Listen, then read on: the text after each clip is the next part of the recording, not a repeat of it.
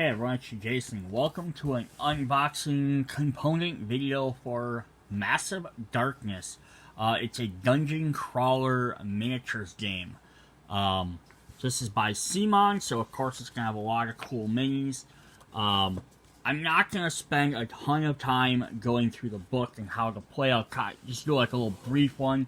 It's going to maybe be, maybe like 10 minutes, just heads up. Here's the box though. This artwork on here is incredible. I love it. The box itself is massive, which is good for a game called Massive Darkness. There's the back of it. I'm not going to be able to scroll in too far. It is a 1 to 6 player game. It says it takes about 2 hours. There are campaign modes, though, that you can play. You can play like a solo mission, or campaign, or quest, or whatever. And then you can actually play solo, or, story mode. So, instructions, we'll just kind of do a quick brief over that, so you can do it. It shows you all the different miniatures you're going to get, all these different cards. The story is essentially, basically, in the past, there used to be heroes that fought back the darkness. They're called Lifebringers. And this, I guess the concept of the story is you're supposed to be playing actors who are recreating these epic moments and battles and stuff. That's what they say. You don't even have to pay attention to that. You can just be like, nope, we're just dungeon crawler guys going through, doing stuff, so it's pretty fun. And then there's all these different classes. There's mobs, monsters, so you have different levels of monsters, and different levels of equipment. So as you progress through each dungeon, you go to deeper and deeper levels, which allow you to use higher level skills, as well as fight harder enemies. There are 6 different classes in the base game. There's a Battle Wizard, which is basically magic with some melee. There's a Blood Moon Night Runner, which is a melee with range. A Nightshade Ranger, which is a range with melee. A Paladin of Fury, which has defense with some melee. The Pit Fighter Berserker, which is melee and then defense, and the Shadow Barbarian, which is melee and range. So it covers basically every type of thing. And then there's a board, level charts, and we'll go through all that stuff. Hero phase, enemy phase, experience phase. So the heroes get to do all their actions. Then enemies get to try and move towards to attack and do stuff. Then, if you earned experience from defeating enemies or completing little objectives, you can level up your character, gain new abilities. Then an event happens, end of the phase, and then you start back over. So it's fairly simple if you played lots of these games. So here, all characters are called actors. It's kind of a weird thing. But then there's heroes, there's enemies, allies, mobs. There are various zones, and we'll look at these when we get to the tiles. What the zones are, basically the maps are broke up into two different things. There's zones, which are areas that are like separated, like a room is its own little zone, or a hallway, it's its own zone, and then there's light and dark areas. So if you're in like a zone or a room, something can't see in there out there unless they're looking through a doorway. And then if you're in the light and dark areas, different effects occur. Like, all the heroes have special shadow skills that work when they're in the shadows, versus hanging out in the light. Then this just shows off all your line of sight stuff, which is really cool. It actually goes pretty good in depth, compared to some games I've seen.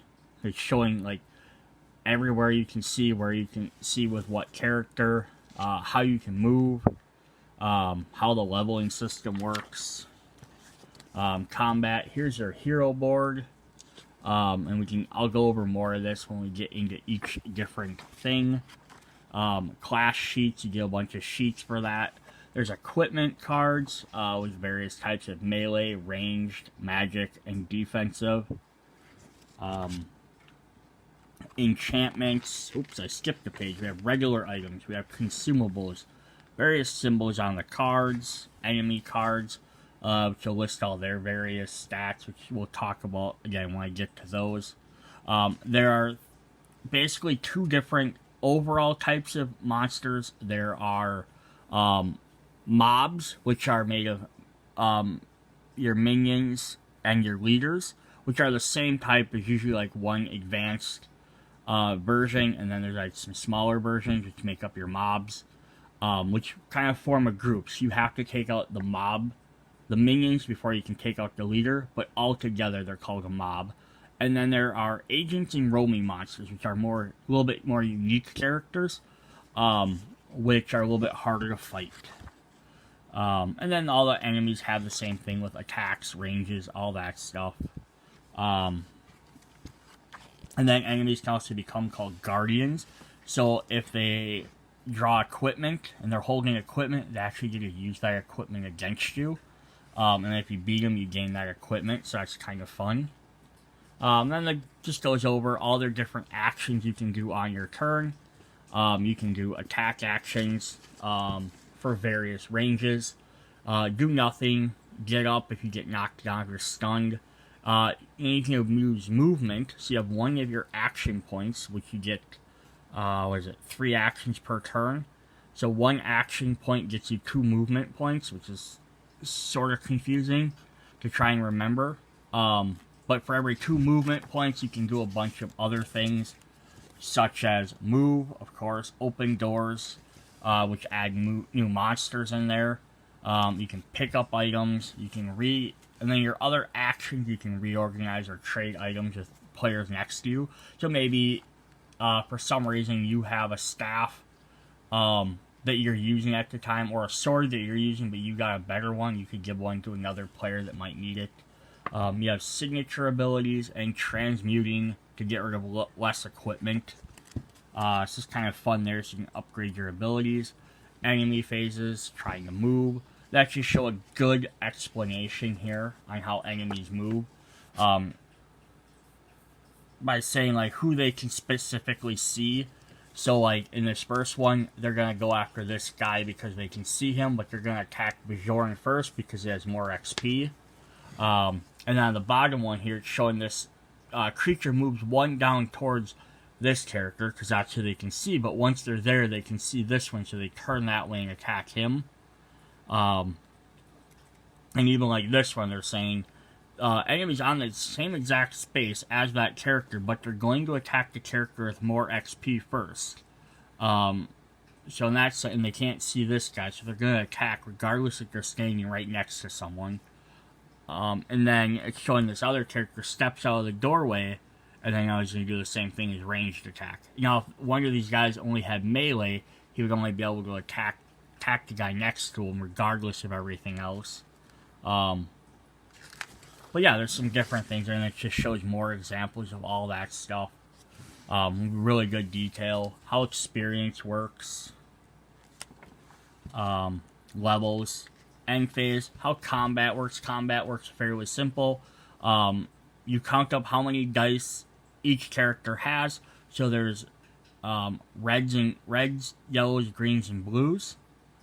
And it'll tell you which number each one rolls for each thing, whether they're attacking or defending. So if you're attacking, you add up all your reds and yellows. The defender adds up any blues or greens they would have. Then you roll all of them and you compare them. So it's not I have to roll for my hero, someone else has to roll defense. I mean, you can do it that way, but essentially you just roll them all together, and then you compare them. Swords cancel out, or shields cancel out swords, so on and so forth. And then there's also special diamond and starburst abilities. They'll let you do other effects in there as well as letting enemies do extra effects. So that's kind of neat. Mob rule, additional things as artifacts, objectives, stunning. Again, I'm not going to get into too much detail in all this. There is a story mode. I just wanted to kind of go through the whole thing. And then there's the actual campaigns. So like this is a tutorial mode. It'll tell you where to set stuff up. So you take these 2 maps, you put them here, you put your exits, your doors, your things, what your objective is, how to win, and special quest rules. And then you can keep playing through each quest if you want, either one at a time, or you can do it as a full campaign and play each one, keeping your character stats as you go along. So throughout the game, you can see the maps get varying sizes and shapes. There's a decent amount of them. This one actually has some staircases, which make for a little bit fun thing there. But yeah, there's 10 different quests minus the tutorial, so 11 total quests just in the base game. And then you can kind of make your own as you go along.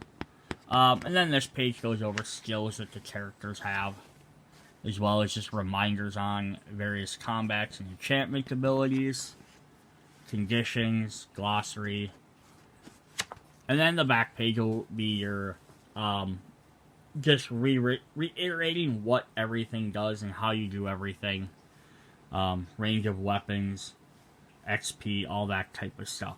Alright, so that was a super quick overview. I didn't want to spend, an hour going over how to play the game as much, because I just want to get into what's in the game.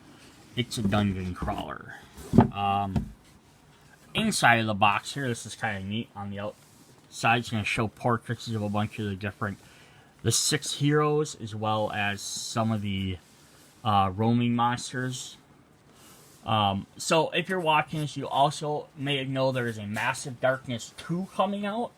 And I'm just going to say right off the bat for that, if you're still watching this, that is it.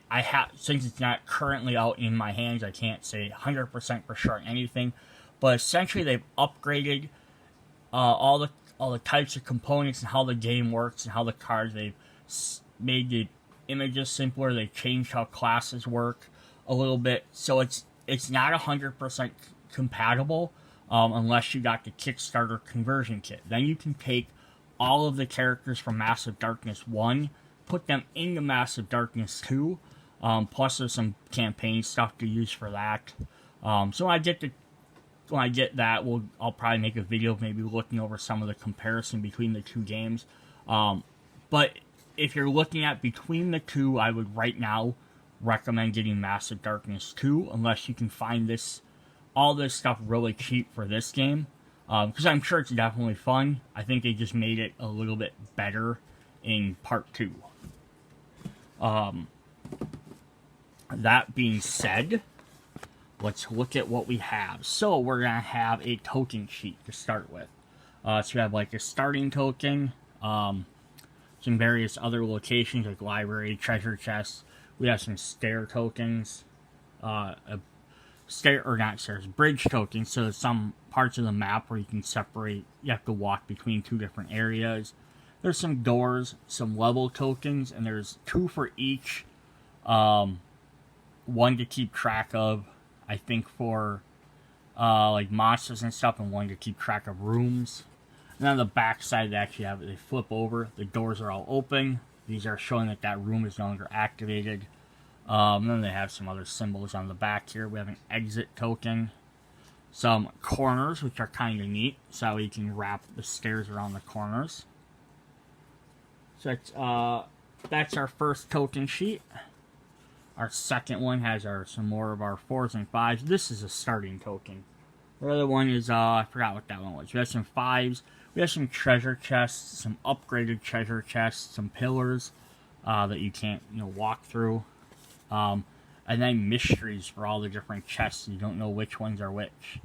Although it is kind of interesting is that the top row and the bottom row have different backs. So some are X's.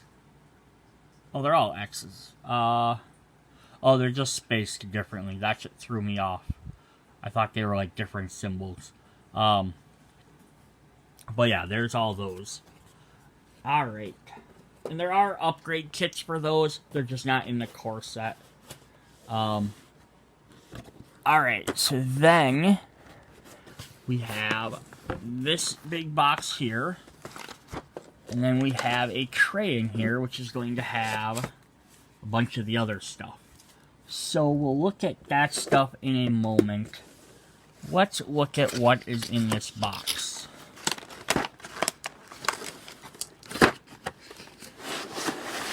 This is going to be all of our miniatures. So we're going to have all our little tiny monsters, which we'll pull them out and look at them a little bit closer, I think, as we look at the cards for them, just so we have a little bit more visual representation. Here are some of the leaders. They're a little bit different sculpts.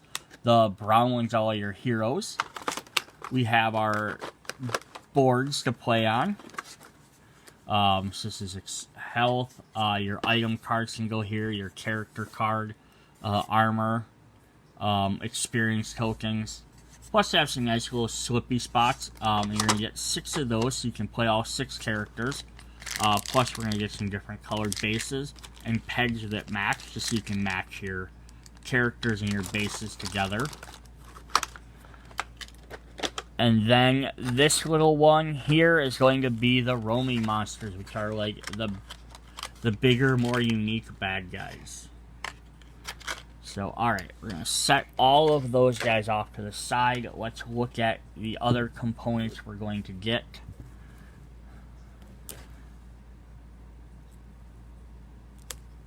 We're going to get a bunch of these player sheets.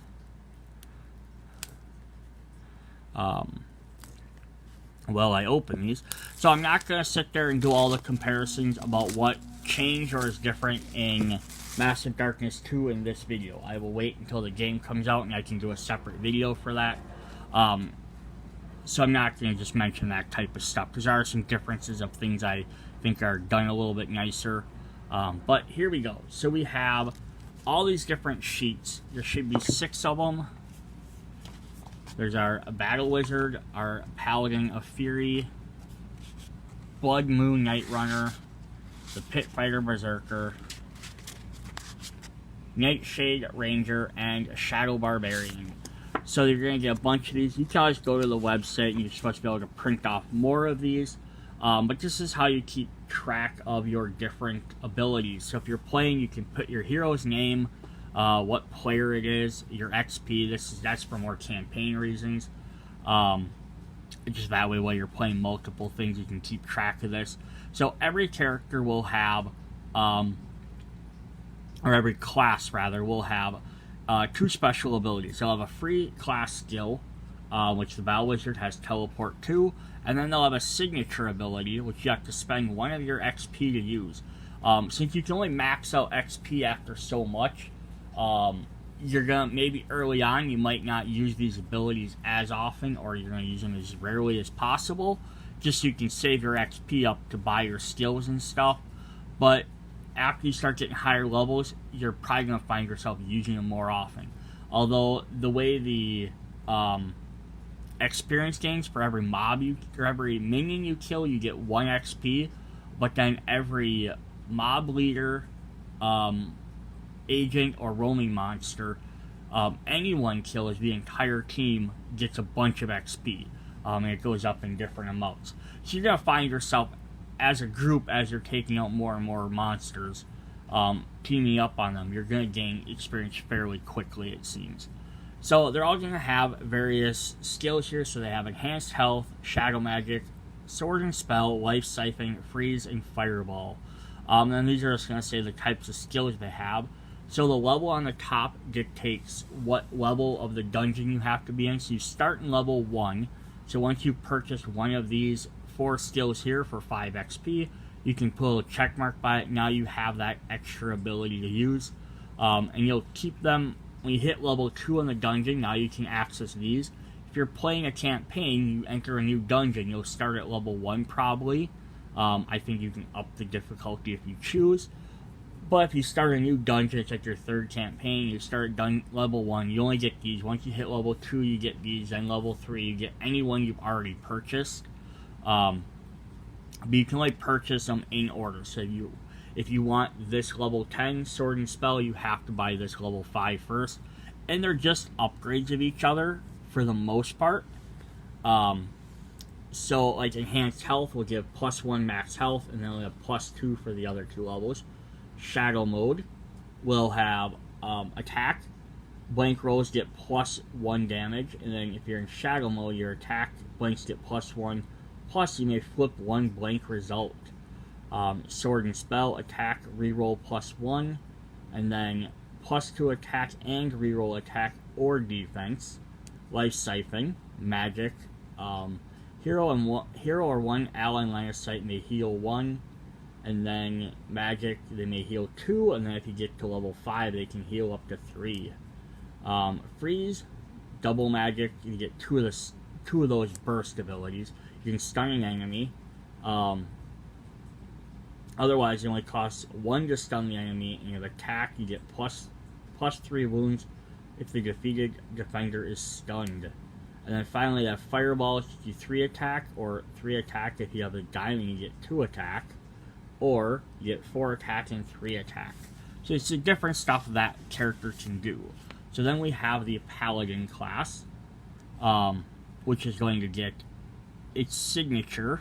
If an ally is Bodyguard, an ally within one zone is attacked, place your figure in that zone, it becomes a target to that attack, and a defense +1 to other allies in the same zone. So I'm not going to sit here and read through every, so I'll hold these up. You can pause it if you want, but we have enhanced health for all of them, but they are going to be at different levels. So like he gains it at level 1, where the Battle Wizard had to wait till level 2 to gain extra health.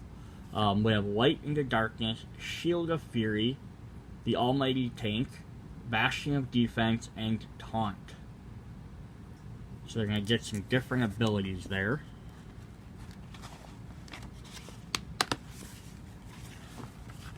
The Blood Moon Night Runner has Sprint, gets you a free movement point, and Master of Shadows. The hero is considered in Shadow Mode for their first attack each activation. So they have their enhanced health, sneak attacks, overkill, smoke bomb, dual weapon specialty, and sniper specialty. So that just makes each character a little bit different. You can pick which class. Now, any character can be any class. There are certain ones that work better for certain classes. They're recommended on their character card, and we'll look at those. But you can take any character and essentially make them any class. So we have Pit Fighter Berserker, spend his Berserk. Hero gains 1 attack for every 2 wounds the hero has, and Bloodlust, 1 attack. You may reroll any number of attack dice 1 additional time. So he has enhanced health, which actually gets him some regeneration. Shadow Rage, Charge, Brutality, Bloodlust, and Hate Sustains. So a bunch more stuff. They're going to be taking some damage.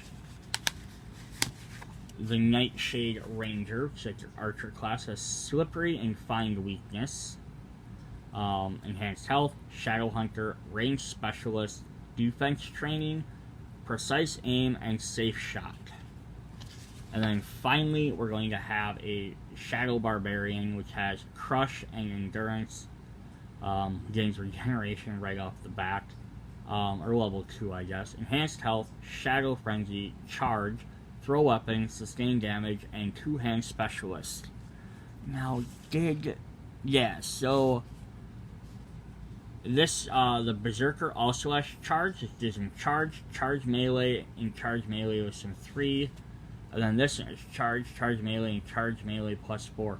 I think those are the only 2, I think those are the only ones that crossed over from one class to the other. Not to say that some of the other expansion classes might not have some similar abilities, but there's an idea of what you get with those. Alright, up next we are going to look at, well, we got some dice, and then we have a ton of cards. So here are the dice. They're pretty nice, nice and bold. You have 3 of each color. Basically yellow and blue are your lighter colors. They have less symbols. Your red and green have higher symbols. So sometimes you have to combine them. But that's how those are going to work. Alright, we're going to look at the various map tiles here. These are actually fairly big. So now you can see like you have a corridor here. And then you have like, these are 2 zones, like this is a zone together. This is a zone together. And you have to put a door on here somewhere wherever you want to enter. But you can see like, these areas are lit up by the little torches. These areas are lit up. These are the shadow areas. And just to like kind of show off how big these areas are, so there's one of our heroes. Here's one of our little minions, so just as a size comparison. And then, like, here's one of our roaming monsters. You can see how much room each one kind of takes up on a tile. So you're going to be able to get multiple characters on a tile at once. Because some of the mobs have, like, 4 or 5 different minions with them. So you might have 4 or 5 different characters on the same tile easily. Alright, so that's when they have a little corner, so that's 1R. I don't know why they have R's, I guess. And then this one has V's. But yeah, just some different areas. So they're all kind of blocked off. They're only going to be accessible whenever you put a door somewhere. So they don't come preset with doors. But yeah, there's some neat looking areas here. Some different parts of these dungeons. Some rock areas, some armories. And then you have special door cards that will tell you where to put stuff when you enter. Let me see if I can find one quick.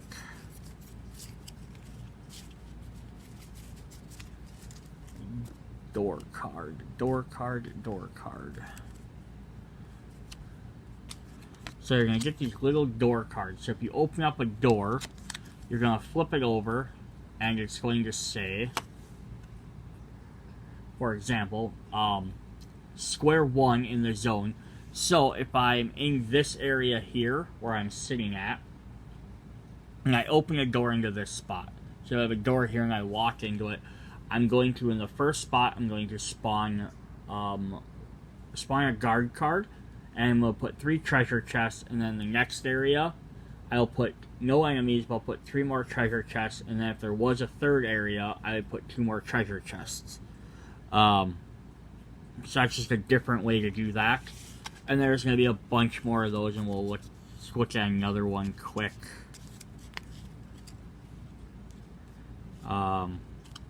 So this one's called Ambush. Spawn a guard in the active hero's zone. No enemy, and then spawn a guard card. So just a couple of different ones there, and we'll go over all of them when we get there. But then that's how you determine what's in each room. So that's kind of neat how that works. Rather than having, rather than everything being dictated, just so it depends on where your doors are at when you do. So if you're making your own campaign, you can put a door here or you can put a door there. Not going to make that big of a difference for what you see in there, but some of the areas like this have 4 spots. So if the door was here, it would be spot 1, and then you have to determine which one is spot number 2. So if you choose this, then that would have to be spot number 3, or spot number 2 and then 3, so you can determine which direction you go. I mean, I suppose you could technically be like 1, 2, 3, and then leave that one blank. But that's sort of the difference you get to kind of play around with each time. With some of these rooms that are a little bit bigger.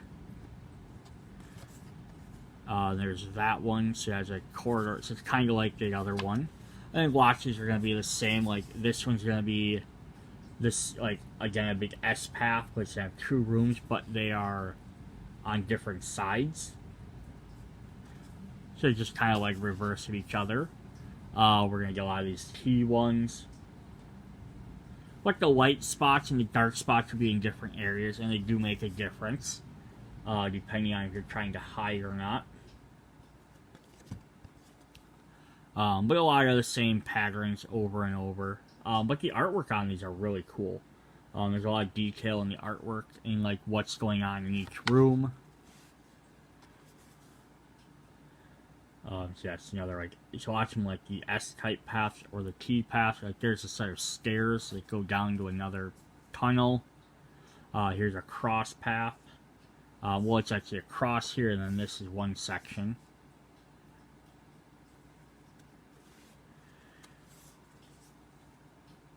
And there's that one. There's some just broken door laying there. And then once you open the door, it stays open. There's no way to close it. Like this one's kind of fun where it wraps around. So it's just a special treasure room in the middle. Ooh, there's a giant beastie that got eaten. Like armor destroyed. Definitely like lived in catacombs versus just being blank tiles with nothing in them, or just stone tiles and you have to use your imagination. So it definitely makes that a little bit more fun to look at. Even if some of them are very similar flow, but there's only so many ways you can do a 9x9 tile. So there are your tiles. Yeah, you're going to get, what, 1, 2, 3, 4, was it 9? So 18 essentially different maps that you can use. Alright, so now we are going to start looking at some of the bad guys.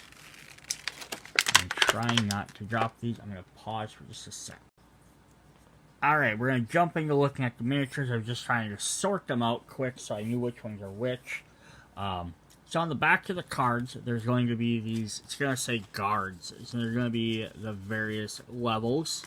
So guards level 5s, 4s, 3s, 2s, 1s, and they darken in color the harder you get. And it goes with them level tokens, and it's the same thing for like equipment, and all the different stuff like that. Just the colors help determine which ones you're fighting against. And that way, which decks, you can sort them out easier. So here we have a level 1 Dwarf Warrior card. So it's going to consist of your leader and your minions. So some of these have different amounts. So the warriors have one boss. So there's only one of the bosses, which is this guy. And then you are going to get 12 of the minions. And it looks like some of them are a little bit more, some are less number of minions. But they can form into various groups. So if I summon a Dwarf Warrior, if I draw this as a guard, what this is going to show on me is it's going to say has 2 health. Can take 2 damage before any of them are defeated. I summon 1 guy to go with him. So if I played this card, I would summon the leader, and I would summon 1 minion. You always summon a leader, and then you summon any number of minions. The bottom down here is going to show what kind of attacks they do. So it rolls 2 yellow melee dice, no range, no magic, and it rolls 1 for defense.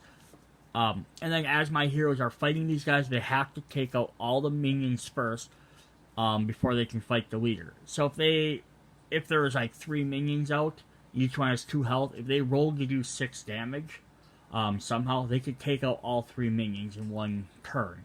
But if there's only 2 of them here, and let's say they rolled 4, they would take out the minion, but then they'd have to take another attack to take out the leader. So essentially, like, your hero can use like 1 attack to wipe out a bunch of minions, but they have to make a separate brand new attack to even start attacking the leader. And that's just so that you don't have like 1 massive attack taking everything out. So it's a fun little mechanic there. I'm going to see if I can get a little bit zoomed up on these guys. Yeah, they're really detailed for being so small. All the little pouches, all the hair on there. Little armor plating on the front. And then this one's got a studded belt. All the way around all the pouches is Warhammer. So those are our Dwarf Warriors. So there's going to be various other versions. So like we're going to get a second one.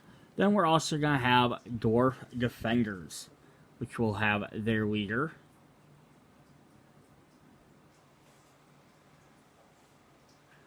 All sorts of little spikes everywhere. It's a little bit more combat ready. And then they're going to have him with a giant butcher axe, which I love. I love a little dwarf running at you with a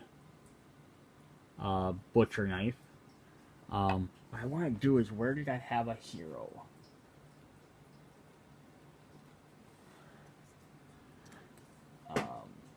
Want to grab, there's a barbarian. The Barbarian Hero. So there is one of the heroes. I'm going to put him kind of in the back, just for a height comparison. You can see he's taller than the dwarves. The dwarves are definitely thicker, but he is taller than them. So there's those guys. So this particular set of Dwarf Defenders has 1 health. You summon 1. Also has a special move, says defense, reroll blank results 1 additional time. It only has 1 yellow, but it has 2 defense. It's a little bit stronger that way. I'm just going to quickly jump to a level 2 card. So now I have a level 2 Dwarf Defender.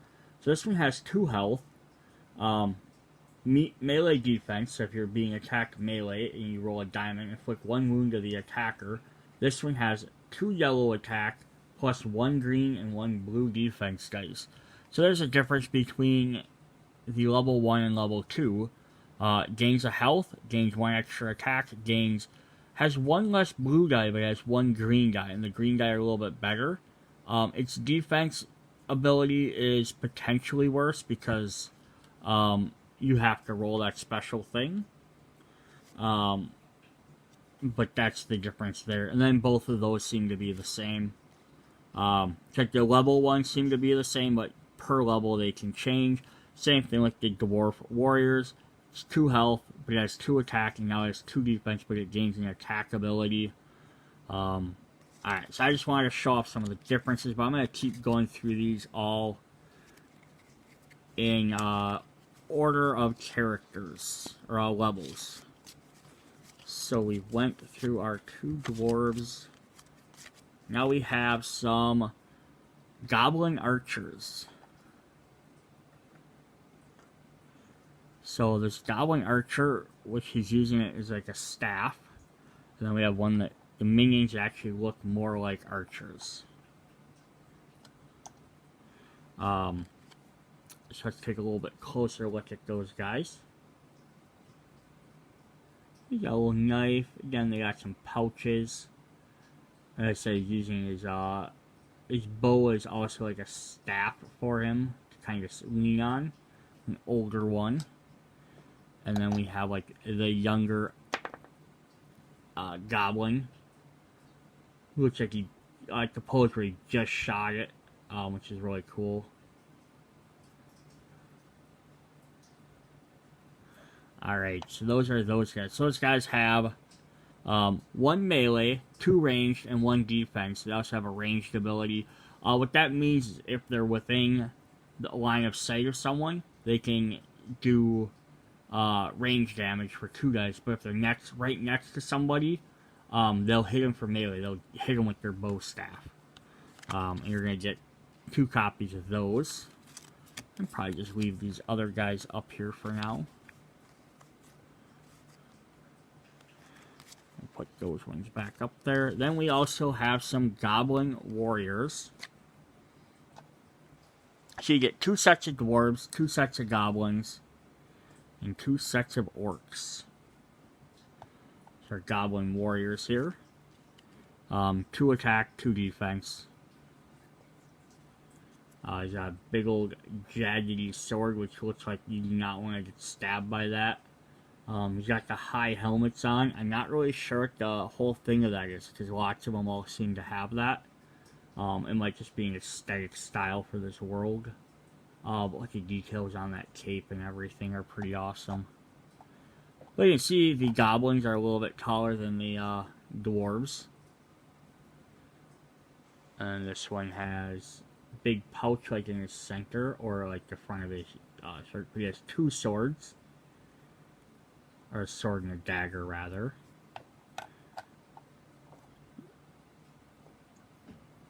And then up next, we're going to have some Orc Flares.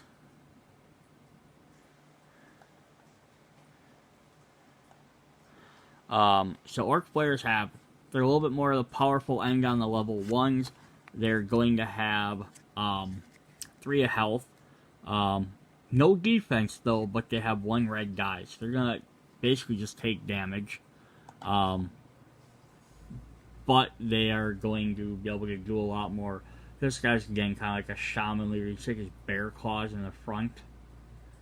The big old bird skull. He's got a bone staff, jagged, really jagged sword. Yeah, just some awesome details on these guys for how small they are. Here's this one. And he's got like a bone jaw, like underneath him. I know, even though I'm saying these are detailed, my camera sucks, but I also like how their swords are all like banged up and dented. Like that's how they should be. Now you can see, compared to the human, these guys are just about as tall if they're standing up. Alright, so there's one other level 1 card, but I'm going to skip it for the moment. Because I want to go through some of the level 2 cards first. So we have more Dwarf Warriors, or Defenders, sorry, and some Warriors. We have some Goblin Archers. We gain some abilities. Goblin Warriors, gain rerolling.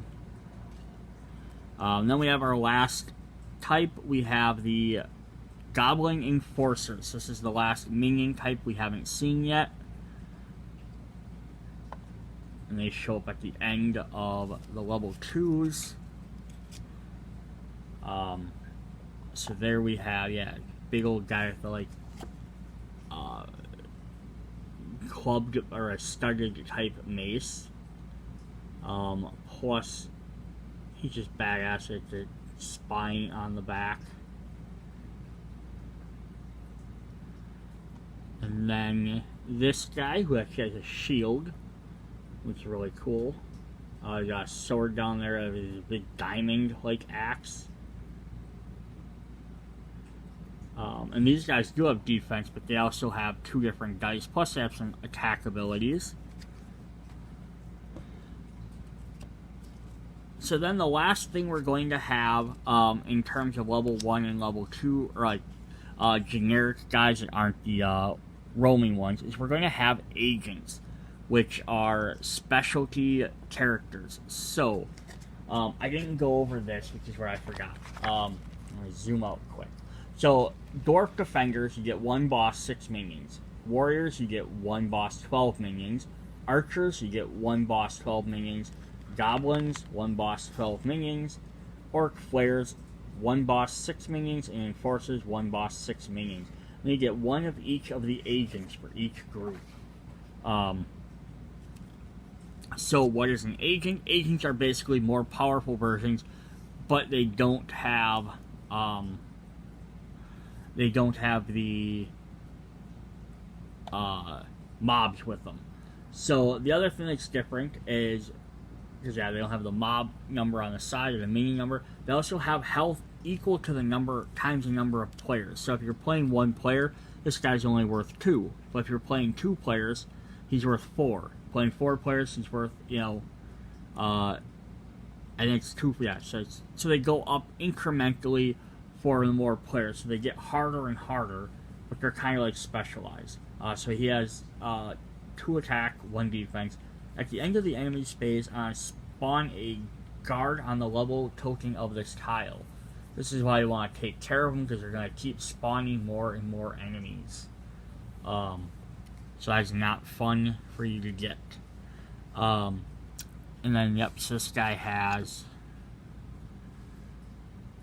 2 swords on him.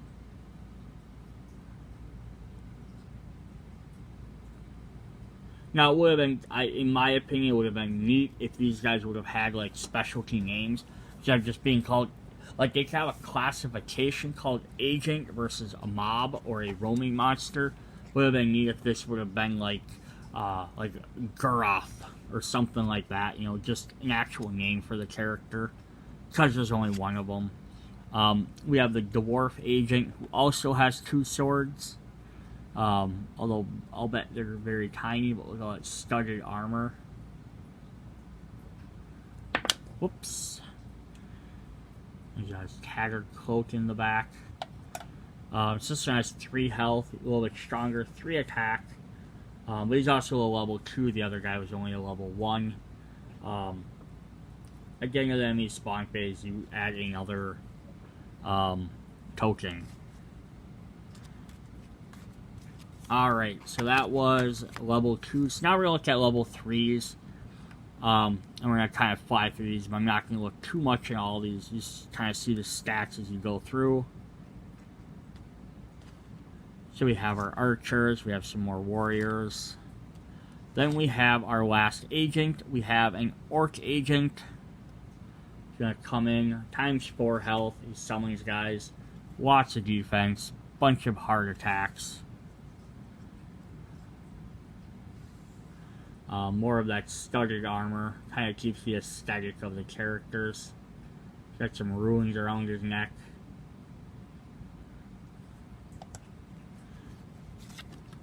And then we'll get more enforcers, more flares, some more dwarf defenders, warriors, archers, and then we get. Now we're into level 4. I jumped the colors, changed just a little light purple to dark purple, so level 3 to level 4. And you see they have all sorts of different abilities. So like these guys attack. If you get the starbursts, they gain extra. If you get the diamonds, they gain extra. We do have a Goblin Agent at level 4. Some warriors. This guy gets some extra dice depending on what you do.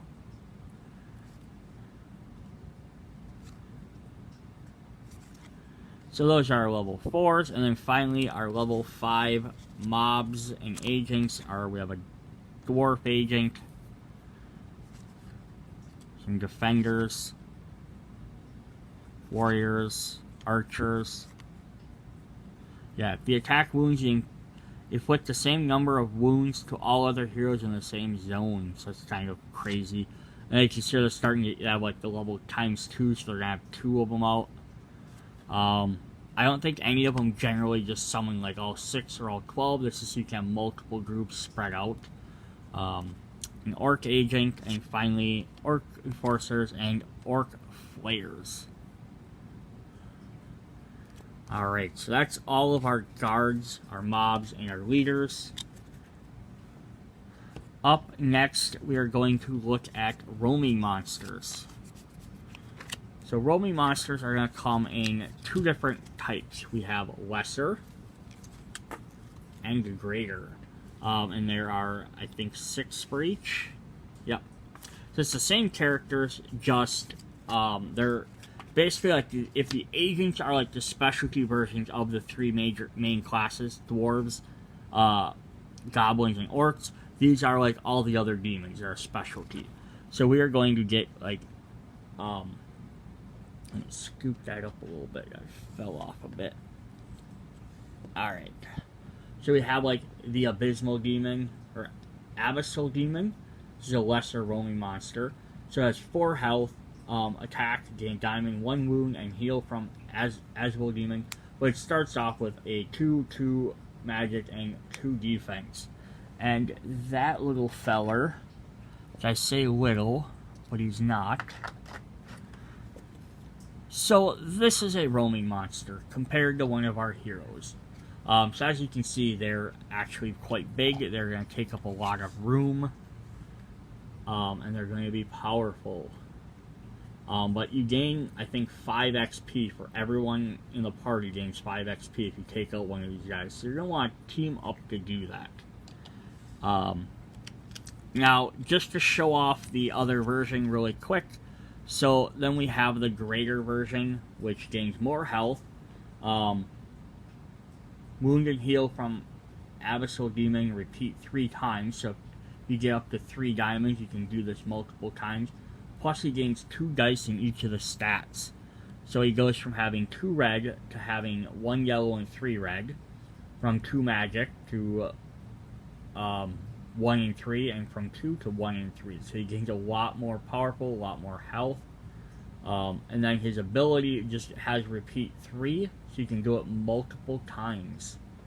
So it's just showing that those guys get more powerful. I'm not going to show off and compare everyone right now. I just wanted to show you that's what the difference is between them. Alright, our next roaming monster is going to be the giant spider. which doesn't want to come out of the plastic, and I'm afraid to grab it wrong.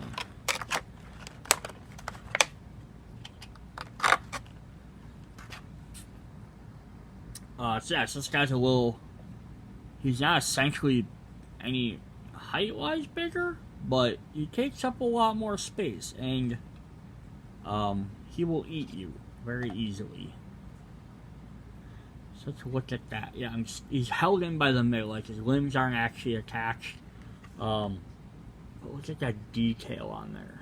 And again, I know my camera sucks for showing off this detail. But yeah, those spines on the legs, the carapace, you can't really see it, but he's sitting on a pile of skulls. He's got a stinger on his butt. So the giant spider, zoom back in a little bit, 5 health per player, range, stun, and place a target in a giant spider zone. So he pulls you forward, and he has melee +1. So if he hits you from a distance, great, but if he gets you in closer, he's going to gain some extra strength. I wasn't going to do this, but I'm just going to show off each one quick. So then we have 7 health, melee +2, just better stats. So definitely awesome there. Our next up is the Hellhound.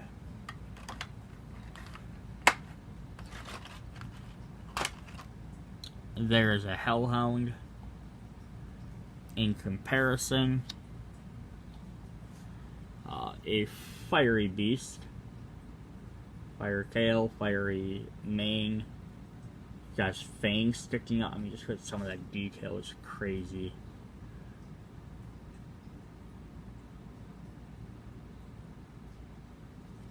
Alright, what does he do? Magic, wounds, defense, some of those different stats. I'm not going to keep reading through all of them. You can definitely pause the video and read them all if you'd like. We have a High Troll.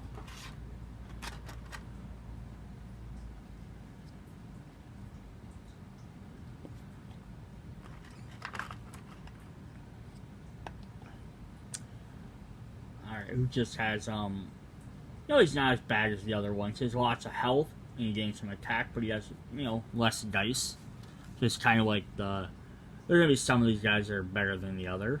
There's a spiked mace. Not as spiky as the picture, but it's probably just for... so it doesn't break off. He has little skulls all over his waist. His tail sticking out, bags of fur everywhere. And then his greater version gains some extra effects.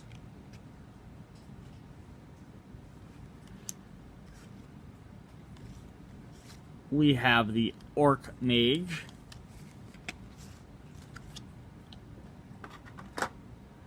Who's a littler guy. You know, in comparison. Against enemies, attacks 1 or more zones away, he gains some extra defense abilities. So he likes to hit from a distance. But he's not afraid to club you if you get up close. And there's his upgrade. Gains ×7 health. There's all his battle armor on. Fur's going down the back. Some muscles in the arm. Look, they even made a belly button for him. Little tattoo on the shoulder. Definitely cool. Alright, and then one last roaming monster. We have Lil Arch.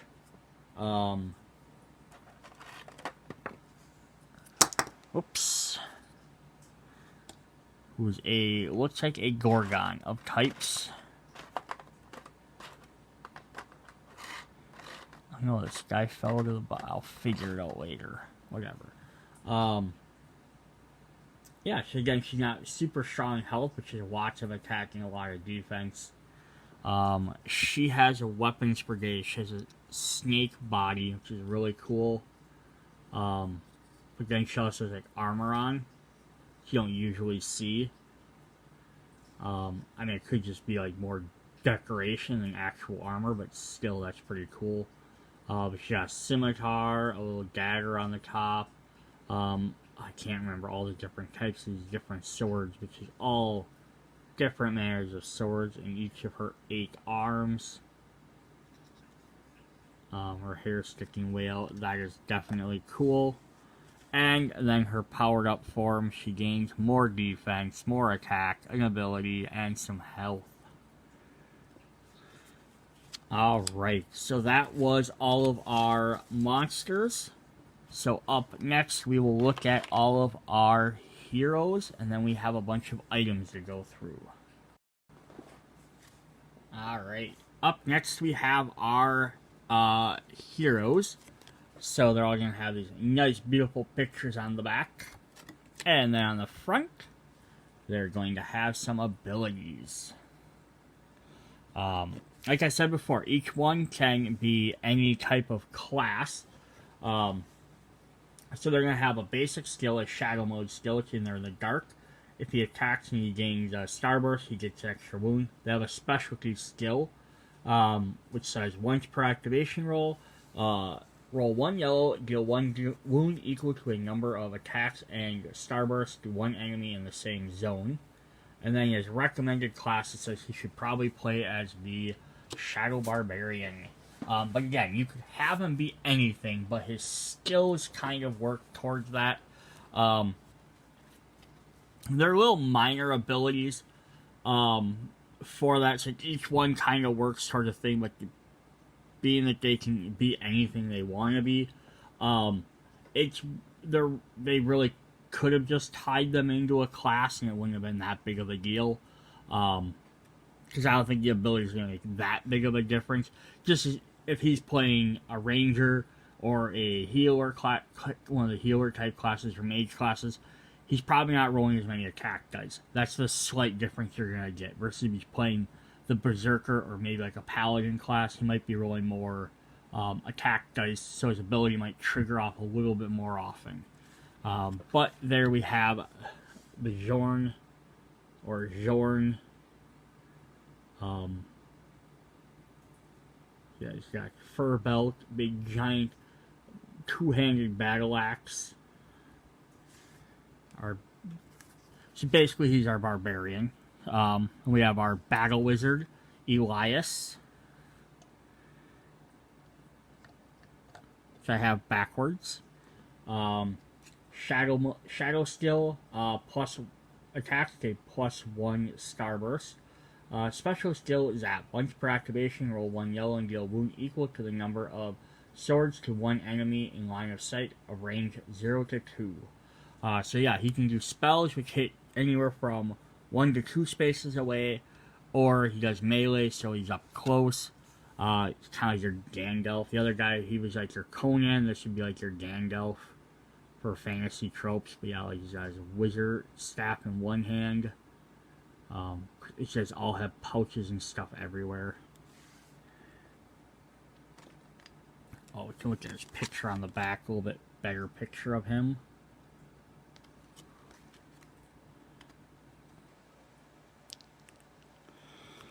Up next, we are going to have Owen, who is our paladin. So paladins are usually like defending melee characters. They're healers. Says attack, Owen may heal 1. And special skill defender. Defense may reroll blank results 1 additional time. So he's gonna have swords, clearly, so he can do some damage, but he's also going to be able to take some hits and try and heal guys. He's got a shield on his back, which is all beat up. I also like, though, the fact is like their swords in here, or their weapons are all very like pristine, versus like when I was showing off the goblins and orcs and stuff, their swords were all busted and broken. It makes sense. They're picking up stuff that's in the dungeon. The Lifebringers are buying stuff in town. So here we have our archer, or rogue, Sybil, the Nightshade Ranger.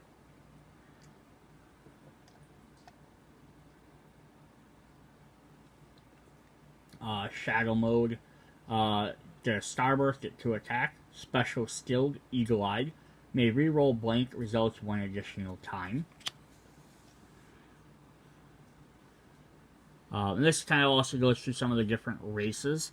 So they don't really say them on there, but like Owen is most likely a human. Elias is most likely some sort of human. I mean, although mages are sometimes in their own type of race class. This is clearly an elf. She's got the pointy ears. I like the hair wrapping around like everything. And, yeah, she also got her bow and her dagger, like kind of like in a different position versus just always having it out. There's different races.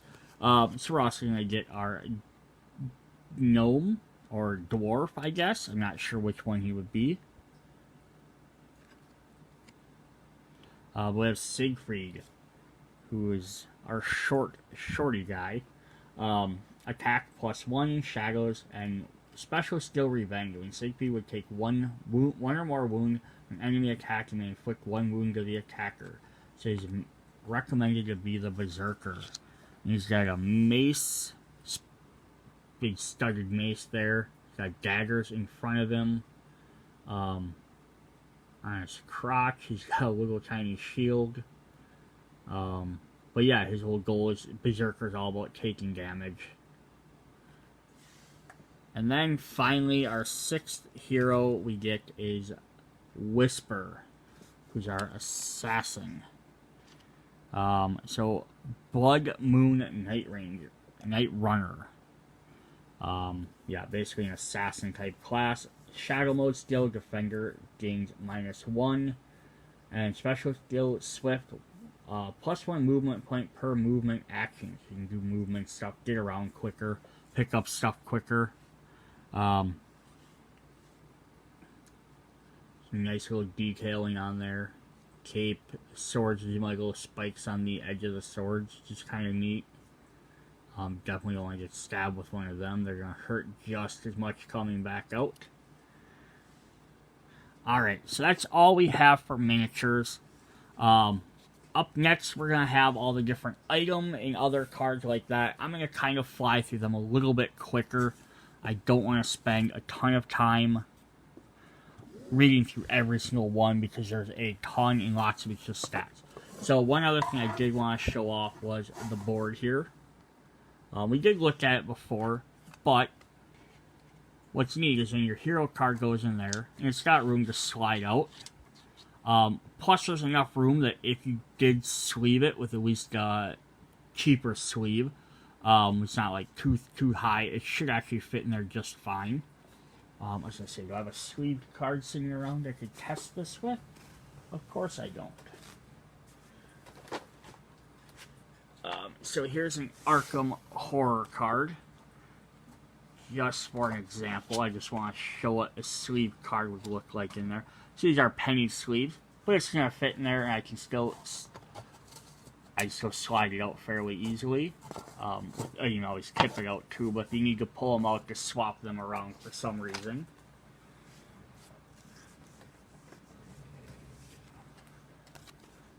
But yeah, so there you'll have that, and then you will get your pegs you can put in there, and you will get various item cards.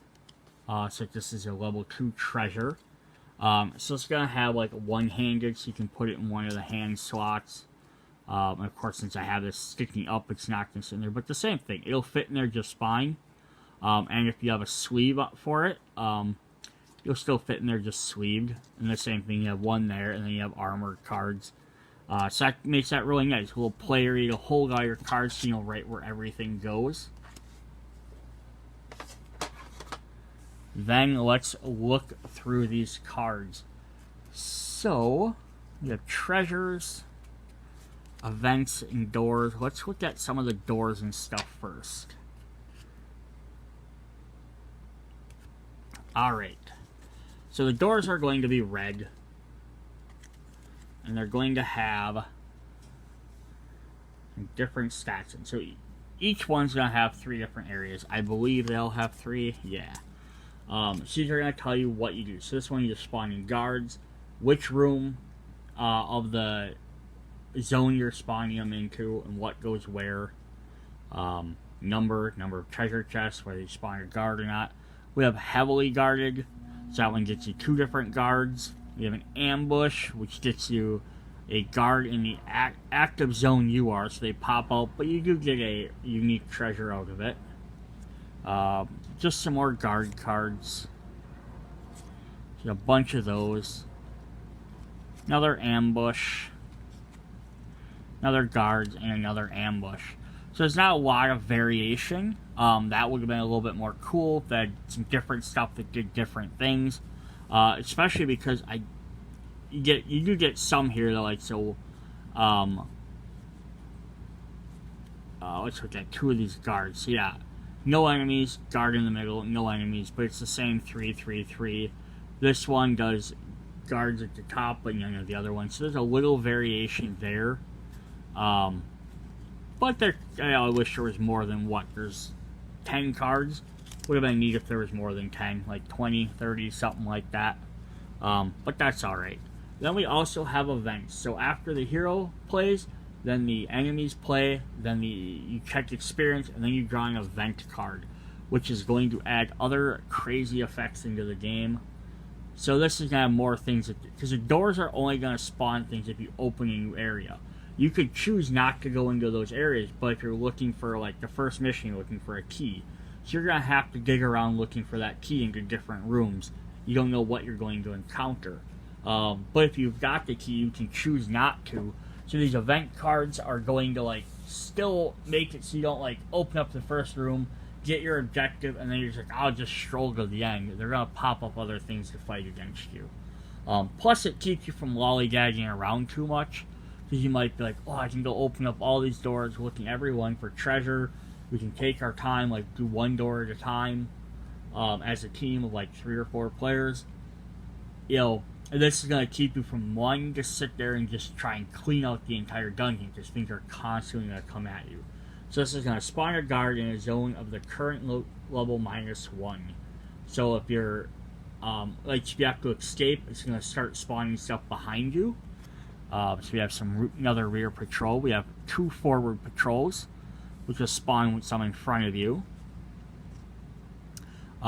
We have 3 rear monster patrols. There's already roaming monsters in play, activate one. So it gets to basically attack. If not, spawning a roaming monster, place the enemy in a zone with the current token of the current level. So again, it spawns behind you. We have 3 forward ones. This is how you get your roaming monsters out. We have 2 unexpected monsters. Spawn a roaming monster. Place the enemy in a zone with a token of the current level. So the other 2 are only going to spawn 1. If there's already one there, then that guy just gets to attack. This will actually add more, and that's just so you don't get overwhelmed with the roaming monsters. We have 2 copies of God of Fortune's Blessing. Place 2 normal treasure tokens in a zone of the current level. We have God of Light's Blessing. Fully heal 1 hero, or resurrect and heal 3 heroes. Resurrect and heal to 3 health any dead heroes. This is kind of a nice option. We have Agent Patrol, so not all these are bad. Search the current level guard deck for an agent, spawn it on the current token, shuffle. If there's no agent in the deck, shuffle it and spawn a mob card instead. We have 2 Shadow Blessings. Heroes in a shadow may heal 1. Lifebringer's Protection. Inflict 2 wounds to 1 enemy in a shadow zone. And Shadow Inspiration. Choose 1 hero to immediately perform 1 action. So some are bad, some are good, but that's how events should be. And it looks like there's 20 of those. That's a decent number. Alright, so up next we're going to have all of our treasure cards. And some other cards. So first off, we're going to have starting equipment. We have the Lifebringer, which starts into play for everybody. It says at the start of the round, if there are any dead heroes, remove 1 token from this card to resurrect and fully heal a dead hero. And if you can't resurrect one of your heroes at the start of a round, the game is over. So basically, that's the other thing that makes this really, like, at least basic rules, is a co-op. You need to work and protect your teammates. You can't just run off by yourself, because if one guy dies too many times, or too many people die, you lose the quest overall. And you start off with 2 chances to use this, although you can add it in later, or you can up it or down it depending on what you like your difficulty to be. Then we have other starting equipment, so we get 2 maces, and when you choose starting equipment, you lay them out. I forgot, you like so many out per player, it says in the instructions, and then each player has to decide what they want. But as a group, you need to pick it. So if you have a melee character, probably want to give that to the melee weapon to them, ranged character to a ranged character, whatever fits their class best. But maybe you don't have the right things, so you kind of gotta work as a team, figure out who gets what, or who can suffer, or whatever. So we got 2 copies of a mace, 2 short bows, 2 spears, 2 long swords, and some of these have abilities and some just have extra dice, 2 staffs, 2 axes. Then we do have some armor, and we have 1, 2, 3, 4, 5, 6 copies of leather armor. So everyone gets the same leather armor to start with, which is 1 defense dice. So there are your starting equipment cards. Then we are going to have a bunch of level 1 cards. And there's new treasures for level 1, level 2, all the way up to level 5. So you have like a grayback. So if you're in level 1 and it's telling you to summon a treasure, you'll summon one of these. When you hit level 2s, you'll start doing more. So again, it kind of promotes you to move your characters through the dungeon versus just sitting there like, oh, we're going to spend time cleaning these guys out, or we'll just sit there and deal with monsters on level 1, because, yeah, you could gain a bunch of experience, you could level up that way, but you're not going to get any better equipment, which is sometimes better than just leveling up. So we got 2 copies of Armor of Life, and I'm not going to sit here and read off what everything does. Some of them have abilities, some have different dice. So we have 2 copies of Chainmail Armor, 2 Plate Armor. We do have some consumable items, such as a Guillotine Potion. Discard this card during the hero's activation, plus 1 action immediately. Lesser Healing Potions. We're going to get 1, 2, 3, 4, 5 of those. Discard this card during a hero's activation. Heal up to 2 heroes or 1 ally in the same zone. We're going to get some accessory items, such as Wooden Ring. Gnomish Gold Sacks. We got 2 of those. Counts as 2 equipments when used as part of a transmute action. Charm of Protection. A Mage's Charm. A Lucky Find. A Orb of Courage. A Scepter. A Scepter of Fear. A Scepter of Hate. A Wand of Healing. 2 Battle Axes. A Fire Sword, get you a red die. 2 Great Swords. 2 Short Swords. A Mace. A Dagger of Sure Strike. Just a regular dagger. Dwarven Shield. Spiked Shield. Composite Bow. Regular Javelin. A Plaid Javelin. Skirmish Bows. The Javelin of Sure Strike. And a Treasure Chest, Trapped Chest Acid Cloud. So it's kind of fun too. Some of the chests are going to have bad things in them, which makes sense. Then let's get our level 2 treasures. So I'm going to guess as they get harder, you're just going to get probably upgrade versions of some of the same things. So yeah, we're going to have some more chainmail, 2 copies of chainmail, 2 plate armor. They're just going to have better stats. We'll get some more unique ones like King's Armor, Cloak of Shadows, another Guillotine Potion, 3 more Lesser Healing Potions, King's Crown, the Ring of Shadows, another Lucky Find, Wand of Stupor, Battle Staff, Scepter, Shadow Orb, Wand of Healing, an Axe of Renewal. That's kind of fun, an axe that heals you. Sword of Might, Great Sword, a Hammer,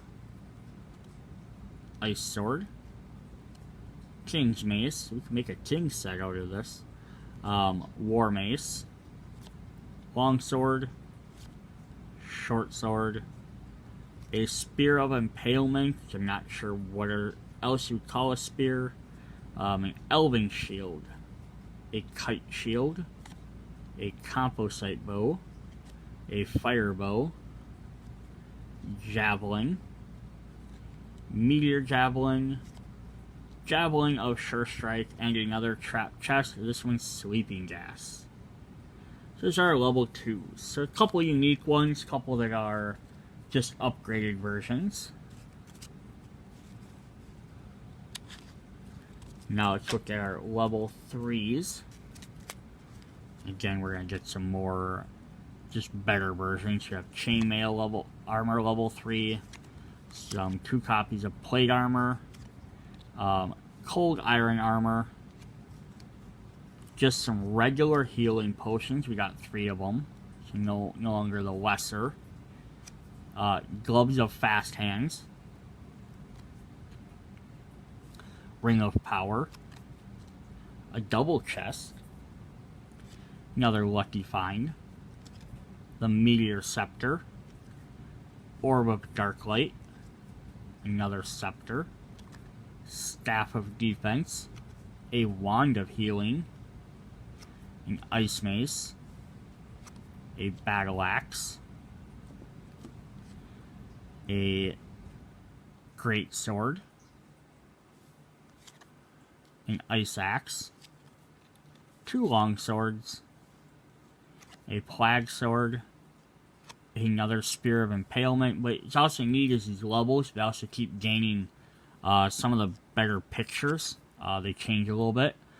Dagger of Sure Strike, Light Mace, a Dwarven Shield, a Kite Shield, Composite Bow, a Fire Bow, 2 Javelins, and a Plague Javelin.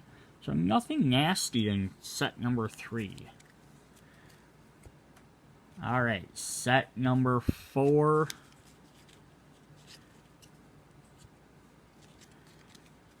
We get some Knight Armor. 2 more Plate Armor. Shadow Armor. 3 more Healing Potions. Ring of Braveness. Knight's Helmet. Double Chest. Lucky Find. Wand of Stupor. Orb of Courage. Another Scepter.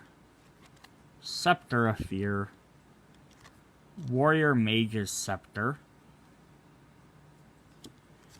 2 Battle Axes. A Fire Sword. A Great Axe. Hammer. Ice Sword. Long Sword. Meteor Hammer. Short Sword. Dagger of Sure Strike. The Knight Shield. The Kite Shield. Another Composite Bow. 2 more javelins, piercing javelin, and finally a ranger's bow.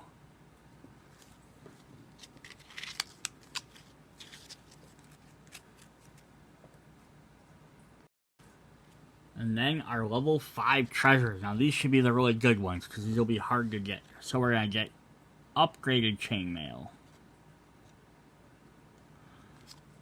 2 more plate mails, some troll skin armor, more healing potions, 3 more. I was hoping maybe it might be a greater healing potion at this point.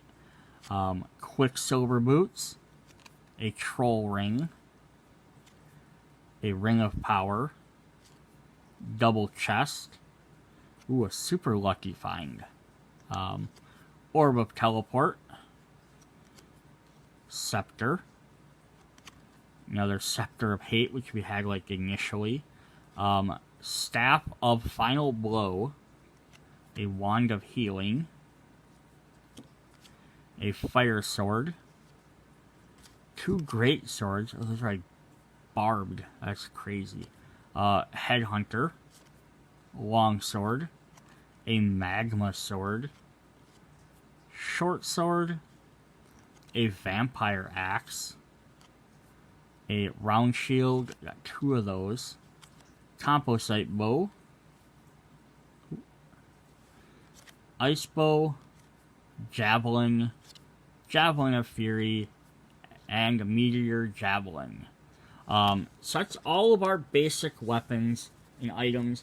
Lots of really cool stuff there. I like that some of the cards kept upgrading.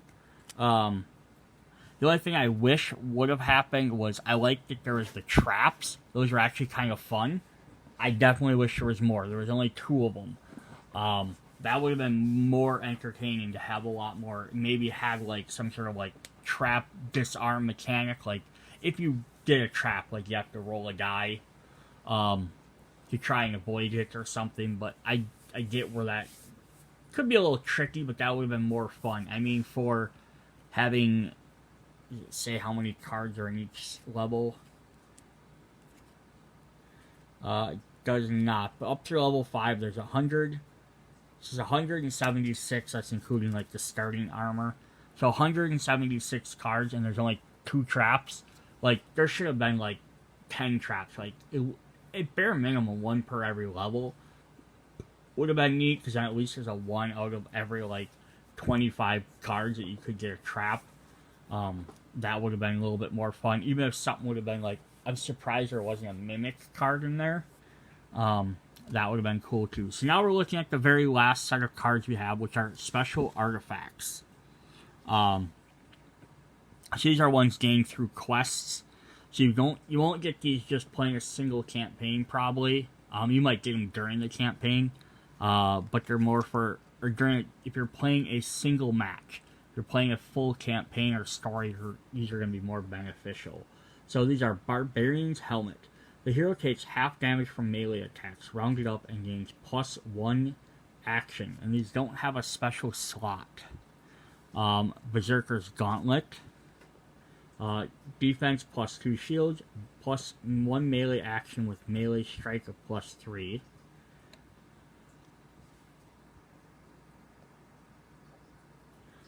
Mage's Power Amulet. All heroes and all allies in the same zone cannot be targeted by magic attacks, +1 magic action.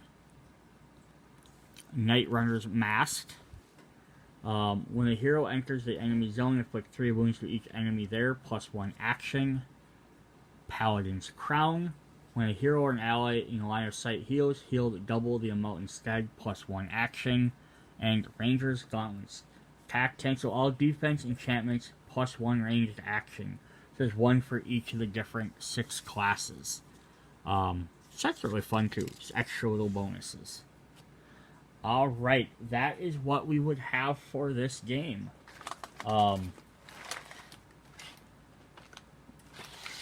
So there we go. That is a long video for the base game for Massive Darkness. Check out the other videos I'll be doing for all the other expansions that came out. I'll try to make sure I point out which ones are Kickstarter exclusive stuff, because there was a few expansions that were and some that weren't. And then you can look forward to Massive Darkness 2 when that one comes out. I'll do a video on all that stuff, and they'll probably try and do maybe some sort of like a little bit of comparison video between the two. Alright, see you guys later. Bye.